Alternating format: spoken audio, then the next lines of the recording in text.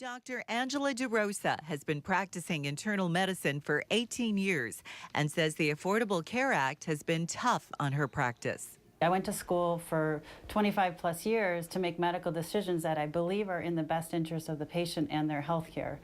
I can no longer, with great exception, make those choices based on pure medical need. Dr. DeRosa says the insurance companies are going to make their money regardless. They're just shifting the costs onto patients with fewer health care options. I'm seeing classes of medications being completely denied where they were previously covered. With more people insured under the Affordable Care Act, the intent was for more patients to see primary care physicians.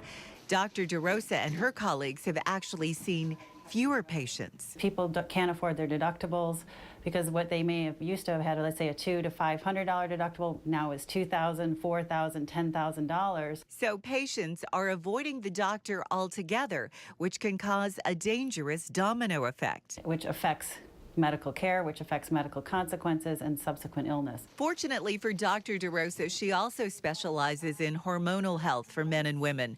Otherwise, she says, her practice would be in jeopardy. If I was doing this strictly on primary care and straight up internal medicine, my business would be in trouble, as I know that a lot of primary care physicians, their businesses are very much financially in jeopardy. A lot of my colleagues are going bankrupt.